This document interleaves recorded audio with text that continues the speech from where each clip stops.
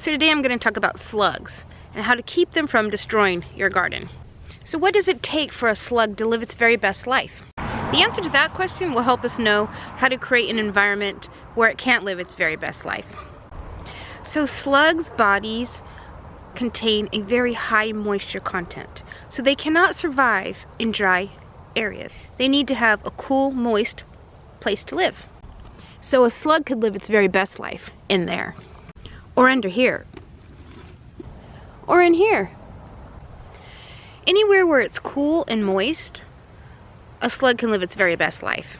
So where I'm at right now, it's evening, and this is the time that slugs like to come out. They come out in the cool of the night, and they feast on your plants, and mine.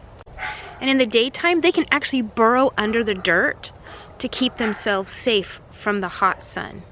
So it's really important to keep the environment around your garden and your plants in such a way that slugs can't live their best life there.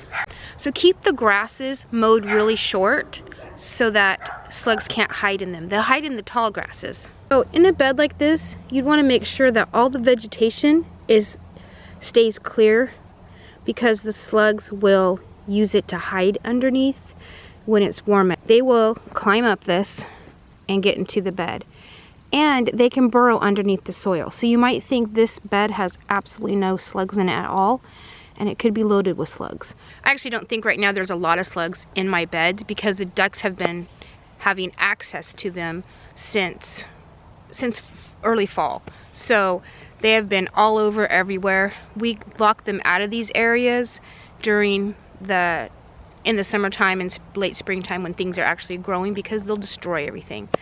But I think we're in good shape for slugs for now. Once we lock those slugs up, once we lock those ducks up, we'll start seeing our slug population increase again. And you'll want to water your plants in the morning so that the soil dries out during the day and it doesn't provide a hospitable area for the slug. And drip irrigation is always your best friend. If you're overhead watering, you're making a lot of nice, moist, damp places for slugs to hang out in. Now, mulching your garden is really important, but slugs love mulch. They love to climb under grass. They love to climb under grass and bark and straw.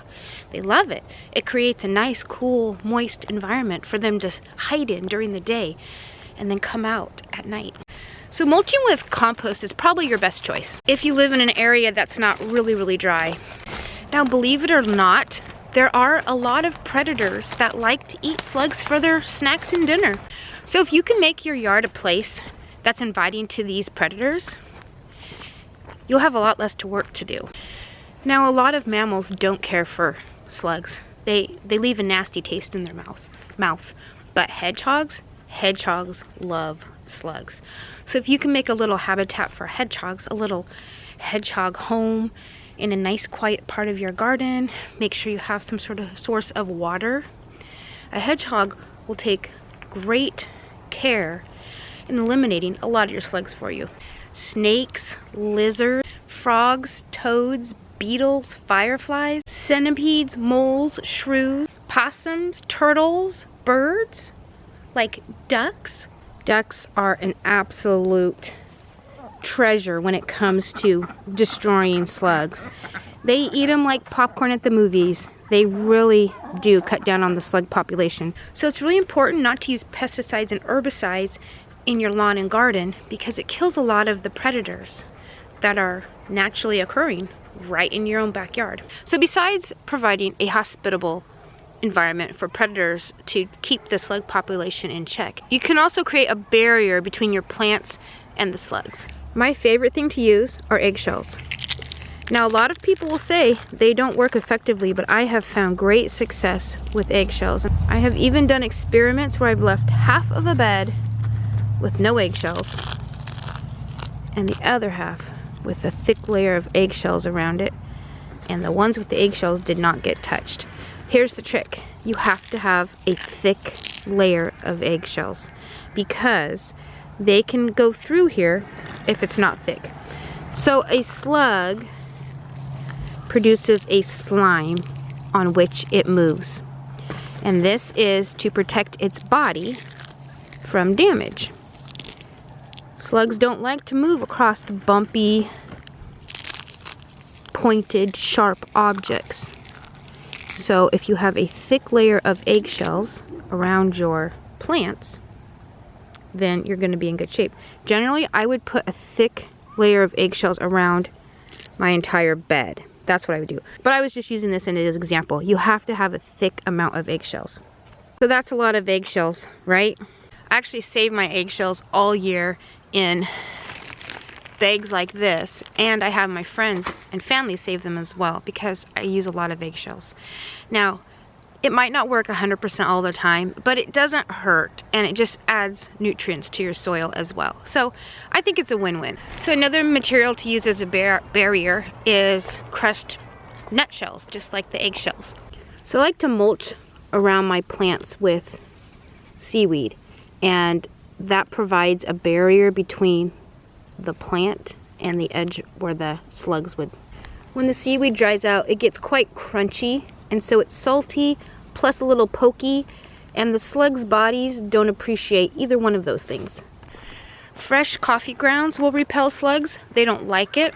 The strong smelling herbs like mint, rosemary, rue, anise, fennels, those really strong smelling herbs also repel slugs. My mint patch never has slugs in it. They find it repulsive, apparently. Now, a product that you can purchase are these wool pellets. I'm not sure what the brand names are. I've never used them myself, but apparently they work pretty good. They're these pellets that you put amongst your plants, and then when they get wet, they kind of spread out and get bigger. And just like wool is scratchy on our skin, it's scratchy on the slugs also, and they don't like it.